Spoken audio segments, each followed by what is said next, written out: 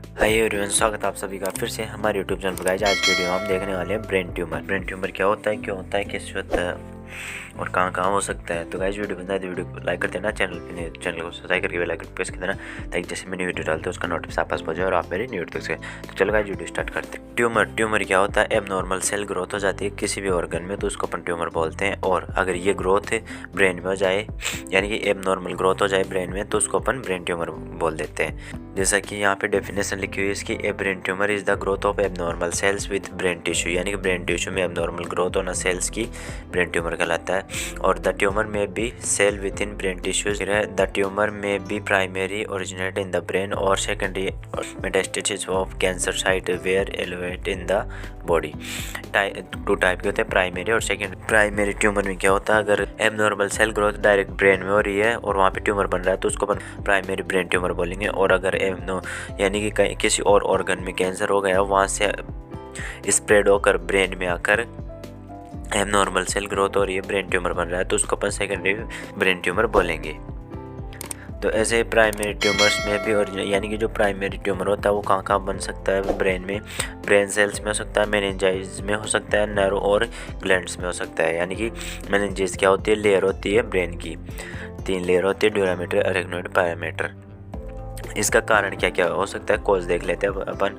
The cause of primary brain tumour is not known, the possibly risk of factor are, यानी कि इनके कोई conformation कोज पता नहीं है, लेकिन अपन जो मतलब कन्फर्म कोज इसका अननोन है, लेकिन फिर भी यहाँ पे बताया गया। यानी कि कभी किसी रेडिएशन थेरेपी से कोई कुछ ट्रीट किया गया हो या फिर एक्सरे किया गया हो तो उससे उसके रेडिएशन से भी ब्रेन ट्यूमर हो सकता है। फिर यानी कि अपन ये सेल फोन यूज करते हैं उनकी वजह से भी हो सकता है ट्यूमर। और यानी कि अपन अगर किसी माता पिता के हो, जी मतलब हेरिडिटी की वजह भी हो सकता है, अगर अपने पेरेंट्स के हो किसी के। तो अब इसके टाइप है, ब्रेन ट्यूमर के टाइप है। यहाँ पे फर्स्ट है मेनिंजियोमा। मेनिंजियोमा 20% होता है ये, यानी कि अगर आपके मेनिंजेज जो 3 लेयर है ब्रेन की उनमें एबनॉर्मल सेल ग्रोथ हो जाती है तो उसको अपन मेनिंजियोमा बोल देते हैं। और फिर है गिलियोमा। गिलियोमा क्या होता है, गिलियल सेल्स होती है, अगर उनमें एबनॉर्मल सेल ग्रोथ हो जाती है तो उसको अपन गिलियोमा बोल देते हैं। ये 50% होता है। और इसके टाइप है 2, एस्ट्रोसाइटोमा और ओलिगोडेंड्रोग्लियोमा।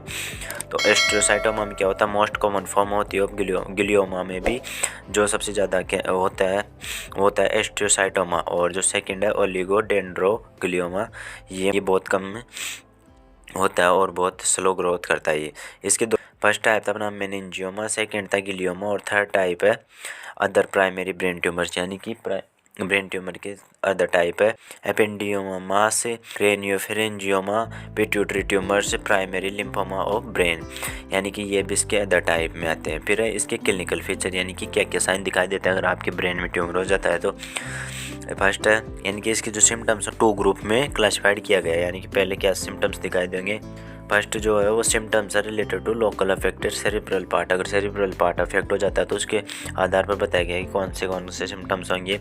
और सेकेंड है symptoms due to increase ICP, अगर आईसीपी इंक्रीज हो जाता है तो उसकी वजह से क्या सिम्टम्स दिखाई देंगे। तो फर्स्ट है, ये टू टाइप हो गई इसके, आईसीपी और सेरिब्रल पार्ट के आधार। अब यहाँ पे सेकंड है फीचर्स ऑफ लोकल इन्वॉल्वमेंट, यानी कि अब जो पार्ट अफेक्ट होता है उसके हिसाब से इसके साइन एंड सिम्टम्स बताए गए हैं। तो यहाँ पर अपन देखने वाले क्लिनिकल फीचर्स देखने वाले इसके लोकेशन के आधार पर, यानी कि किस लोकेशन पर ट्यूमर हुआ है तो कैसे साइन एंड सिम्टम्स दिखाई देंगे ये अपन पता कर सकते हैं। तो फर्स्ट सेरिबेलम और ब्रेन स्टेम, अगर इनमें एबनॉर्मल सेल ग्रोथ हो जाती है या फिर ब्रेन ट्यूमर हो जाता है तो आपको क्या क्या साइन सिम्टम्स दिखाई देंगे।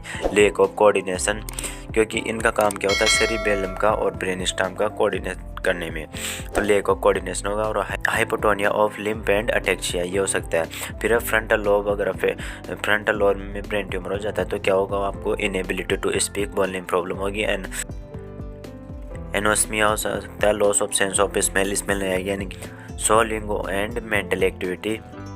और पर्सनालिटी चेंजेस हो सकते हैं। ऑक्सीपिटल लोब अफेक्ट होता है तो इसमें क्या होता है, इम्पेयर्ड विजन, दिखने में प्रॉब्लम होगी, चेंज इन कलर परसेप्शन, यानी कलर आप डिसाइड नहीं कर पाओगे कौन सा कलर है, कंफर्म नहीं बता पाओगे। अगर पैराइटल लोब अफेक्ट होता है तो क्या होगा, आपको सीजर्स आ सकते हैं एंड सेंसरी लॉस हो सकता है। टेम्पोरल लोब अफेक्ट होता है तो आप क्या हो सकता है, सीजर्स आ सकते हैं, taste, smell, hallucination, auditory and emotionally change and aphasia हो सकता है। अब थर्ड है फीचर्स ऑफ इंक्रीज आईसीपी, अगर आईसीपी इंक्रीज हो जाता है तो उसके आधार पर क्या क्या हो सकता है, हेडेक हो सकता है आपको, यानी सिर दर्द हो सकता है, वॉमिटिंग हो सकती है। 75% केसेज में यही होता है, वॉमिटिंग।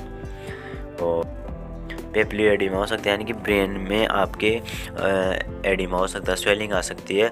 और mental retardation, loss of consciousness भी हो सकता है। डिप्लोपिया हो सकता है, आपको दिखना डबल दिखना लग जाएगा। स्वेलो रिसेप्शन एंड ब्रेडिकार्डिया हो सकता है। नेजल इरिटेशन हो सकता है।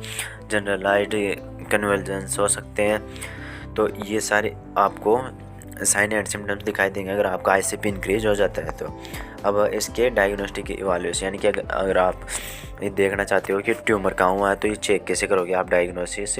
तो फर्स्ट है X-ray of the skull. X-ray करेंगे सबसे पहले स्कल का, और अगर उसमें दिखाई नहीं देता तो फिर MRI करेंगे स्कल की, EEG करेंगे, और EEG में भी अगर नहीं दिखा तो वेंट्रिकुलरग्राफी करेंगे, MRI करवा देंगे कॉन्ट्रास्ट डाई के साथ, CT स्कैन करवा देंगे, और लास्ट सेरिब्रल एंजियोग्राफी करवा देंगे। तो इन जो डायग्नोस्टिक इवैल्यूएशन है, इन डायग्नोसिस ये करवाएंगे तो इनमें कंफर्मेशन आपको पता चल जाएगा कि ट्यूमर कौन पर है। फिर इसके बाद में अपन इसका मैनेजमेंट करते हैं। जब ट्यूमर का पता लग गया है तो कि क्या मैनेजमेंट कर सकते हैं, यानी कि उसका ट्रीटमेंट। तो अपन इसका ट्रीटमेंट क्या करेंगे, यानी कि इसका जो सबसे अच्छा तरीका है इसका ट्रीटमेंट करने का ब्रेन ट्यूमर का, वो तो सर्जरी है। लेकिन सर्जरी हर केस में पॉसिबल नहीं होती, तो इसके कुछ और मतलब ट्रीटमेंट भी है, जैसे कीमोथेरेपी है, रेडिएशन थेरेपी है। तो अपन इनमें से फर्स्ट पढ़ते हैं कीमोथेरेपेटिक एजेंट्स, यानी कि कीमोथेरेपी का यूज भी अपन कर सकते हैं। फर्स्ट है कीमोथेरेपी। कीमोथेरेपी का यूज करते हैं अपन, तो वो किसके साथ करते हैं, रेडिएशन प्लस सर्जरी के साथ। ड्रग इसमें कौन कौन सी यूज कर सकते हैं अपन, क्रेमिस्टीन, प्रोकार्बाजामाइन और बिनेक्रेस्टिन, ये अपन ड्रग यूज करते हैं। Drug selective based on sale type के आधार पे, यानी कि जो सेल ग्रोथ होती है उस पर डिपेंड करता है कि कौन सी ड्रग्स देनी है। डॉक्टर सर्जन डिसाइड कर देगा आपके। फिर ग्लूकाकॉर्टिकॉइड्स दे सकते हैं, ऑस्मोटिक डायूरेटिक्स दे सकते हैं, एंटी कन्वल्जेंट्स दे सकते हैं। ये आप पढ़ लेना कि इनमें कौन कौन सी मेडिसिन आती है। मसल वेरिएट दे सकते हैं, प्रोटीन पंप इनहिबिटर्स, ये क्या करेंगे, रिड्यूस कर देंगे गैस्ट्रिक इरिटेशन। इसका एग्जांपल ओमिप्राजोल।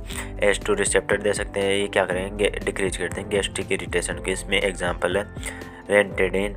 और फिर है comfort measures, safety measures, occupational therapy are the also, यानी कि फिर इसमें अपन क्या कर सकते हैं, कंफर्ट मेजर दे सकते हैं, सेफ्टी मेजर दे सकते हैं, और ऑक्यूपेशनल थेरेपी दे सकते हैं, ताकि जिसके भी पेशेंट को ज़रूरत हो ये अपन मैनेजमेंट में कर सकते हैं, और इससे कन्फर्मेशन सही हो जाता है। अब इसमें कॉम्प्लिकेशन क्या क्या हो सकता है, ब्रेन हेरिनिएशन हो सकता है, क्योंकि वहाँ पे आप अगर रेडिएशन करोगे तो और कुछ सर्जरी करोगे तो उसकी वजह से कोई ऑर्गन डैमेज हो सकता है। ब्रेन हेरिएशन हो सकता है। ब्रेन हेरिनिएशन का मतलब क्या होता है, एब्नॉर्मल ग्रोथ हो जाती है किसी भी ऑर्गन की, कोई ऑर्गन मतलब ज़्यादा बड़ा हो जाता है तो उसको हर्निया होता है, जैसे लिंगुअल हर्निया हो जाता है। फिर साइड इफेक्ट है कीमोथेरेपी एंड रेडिएशन, यानी कि साइड इफेक्ट हो सकता है कीमोथेरेपी की और रेडिएशन थेरेपी की, तो इसकी वजह से भी कहीं और जगह किसी और जगह पे भी ट्यूमर हो सकता है। और इनकी वजह से परमानेंट लॉस ऑफ फंक्शनिंग भी हो सकती है, यानी कि हमेशा के लिए लॉस हो सकता है ब्रेन का। तो ये इसके कॉम्प्लिकेशन है। तो गाइस आज वीडियो में हमने पढ़ा ब्रेन ट्यूमर क्या होता है। एक बार रिवाइज कर लेते हैं अपन। ट्यूमर क्या होता है, ट्यूमर एबनॉर्मल ग्रोथ हो जाती है सेल की, तो उसको अपन ट्यूमर बोलते हैं। अगर वो ग्रोथ एबनॉर्मल ग्रोथ सेल की ब्रेन में हो रही है तो उसको ब्रेन ट्यूमर बोलते हैं। इसके कॉज रेडिएशन थेरेपी की वजह से हो सकता है, सेल फोन की यूज़ से हो सकता है, और अगर किसी के फैमिली में किसी के है तो उसकी वजह से हो सकता है। इसके टाइप है मेनिंजियोमा, ग्लियोमा, और इसके टाइप है। और अदर प्राइमरी ब्रेन ट्यूमर में पिट्यूटरी ग्लैंड, प्राइमरी लिम्फोमा, ये है। फिर इसके क्लिनिकल फीचर्स है सेरिब्रल पार्ट के आधार पर, और सिम्टम्स ICP इंक्रीज हो जाता है उसके आधार पर इनके साइन एंड क्लिनिकल फीचर्स। और इसके साइन एंड सिम्टम्स इसके आधार पर दिया है कि कौन सा पार्ट अफेक्ट होता है। तो इसमें सेरिबेलम के और brain stem, frontal lobe, occipital lobe, parietal lobe, temporal lobe, जो लोब अफेक्ट होता है उसके आधार पर इसके साइन एंड सिम्टम्स बताए गए हैं। फिर यहाँ पे अपन इसके डायग्नोस्टिक इवैल्यूएशन देखते हैं। इसमें अपन एक्सरे, MRI, EEG, वेंट्रिकुलरग्राफी कर सकते हैं, MRI करवा सकते हैं, CT स्कैन और सेरिब्रल एंजियोग्राफी करवा सकते हैं। इसका मैनेजमेंट करवा देंगे अपन। मैनेजमेंट में सबसे अच्छा ट्रीटमेंट तो सर्जरी है, लेकिन हर केस में सर्जरी नहीं कर सकते, यानी कि कुछ केसेज ऐसे होते हैं जहाँ पर सर्जरी करना पॉसिबल नहीं होता, वहाँ पर अपन कीमोथेरेपी के साथ साथ सर्जरी और रेडिएशन थेरेपी का यूज करते हैं। तो इसे भी अपन कर सकते हैं। इसमें मेडिसिन कौन कौन सी यूज करते हैं, जैसे ग्लूकोकॉर्टिकॉइड्स करते हैं और ऑस्मोटिक डाययूरेटिक्स करते हैं, एंटी कन्वल्जेंट्स करते हैं, मसल्स बैरियर्स करते हैं, protein pump inhibitor, H2 receptor का, और जो पेशेंट को जरूरत होती है वो करते हैं। इसमें कॉम्प्लिकेशन होते हैं ब्रेन हर्निएशन और कीमोथेरेपी, रेडिएशन थेरेपी हो सकती है, साइड इफेक्ट इनके, और फिर permanent loss of brain function, यानी कि ब्रेन का फंक्शन परमानेंट लॉस भी हो सकता है। तो गाइस जी आज वीडियो, आई होप आपके समझ में आ गया कि ब्रेन ट्यूमर क्या होता है। अगर फिर भी आपका कोई भी क्वेश्चन या डाउट हो तो मुझसे कमेंट करके पूछ सकते हो, या फिर डिस्क्रिप्शन लिंक दिया हुआ, आप मुझे इंस्टाग्राम पर फॉलो करके पर्सनली वहाँ पे पूछ सकते हो। तो प्लीज़ गाइज वीडियो को लाइक कर देना, चैनल पर चैनल को सब्सक्राइब कर लेना, बेल आइकन प्रेस कर देना, जैसे मैं वीडियो डालता हूँ उसका नोटिफिकेशन आप पास पहुँच जाए और आप मेरी न्यू वीडियो तक से। तो गाइज मिलते हैं अगली वीडियो में, thank you very much. Please guys video को लाइक कर देना।